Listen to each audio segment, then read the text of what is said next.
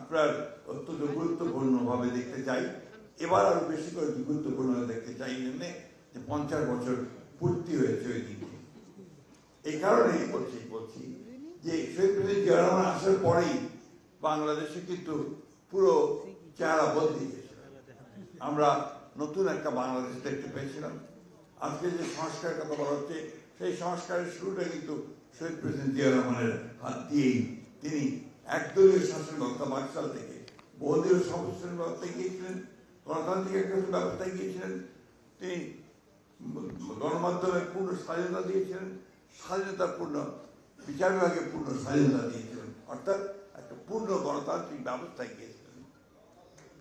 তার সময় কিন্তু আমাদের অর্থনৈতিক ক্ষেত্রেও সম্পূর্ণ নতুন সংস্কার নিয়ে নতুন কাজ শুরু হয়।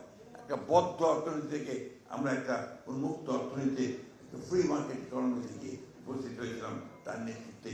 বাংলাদেশ মাত্র 3.5 বছরের মধ্যে অনেক কিছু এগিয়ে গিয়েছিল।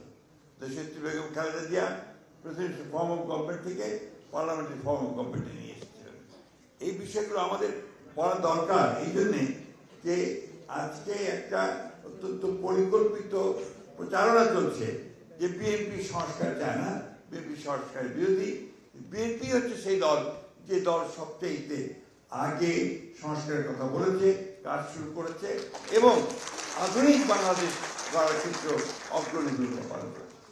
আমি ধন্যবাদ জানাতে চাই আজকে আমাদের মিল্লাত সাহেবকে এবং তার আমাদের সহকারী সাহেব খানকে, যে তারা এই নতুন যে গেটওয়ে, আপনার ডিজিটাল গেটওয়ের ব্যাপারে উদ্যোগ নিয়ে তারা কাজটি শুরু করেছেন অনেক আগে, বেশ আগে।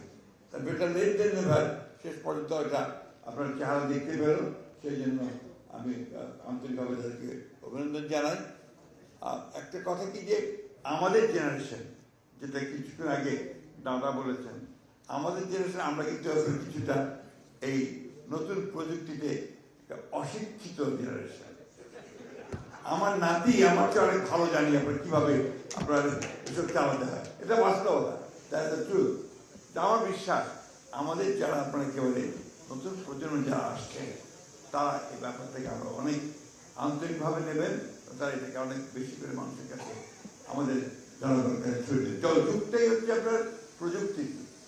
4th রেভলিউশনের পরে এখন আপনার কোনো উপায় নেই যে আপনি এটাকে বাদ দিয়ে অন্য কোনোভাবে যাবেন।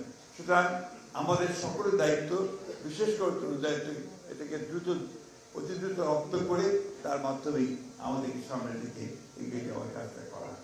আমরা কথা বলতে আমার কোনো দ্বিধা নেই, যে ক্ষেত্রে আমরা কিছুটা পিছিয়ে আছি। আমি অনুরোধ করবো আমার দলের সর্বক্ষেত্রে নেতৃবর্গকে যে আপনারা নিজেরা উদ্যোগ নিয়ে ডিজিটালি যেন আমরা সামনের দিকে এই প্রযুক্তি, আইটি প্রযুক্তির ক্ষেত্রে আমরা এগিয়ে যেতে পারি, তার জন্য আমরা উদ্যোগ নেব। আমি একটা কথা আপনাদের খুব পরিষ্কার করে বলি, কেউ কিছু মনে করবেন না। ধরেন আমাদের ভারপ্রাপ্ত চেয়ারম্যান মহোদয় একটা স্ট্যাটাস দিলেন, উনি টুইটারে সাধারণত কোনো বক্তব্য দেন। আমরা যারা আছি এই তারিখ সেটা দেখলাম, আমরা কম সংখ্যক লোক সেটাকে লাইক দিই বা কমেন্ট দিই। এটা খুব জরুরি, ওনার বক্তব্যটাকে সাপোর্ট করে ওনাটাকে এগিয়ে দেওয়া, এটা কিন্তু আমরা খুব বেশি জরুরি আজকালকার সাইবার ওয়ার্ল্ডের দিকে। এই কথাটা আমি প্রথম বলছি, যুদ্ধটা এখন সাইবার ওয়ার্ল্ড।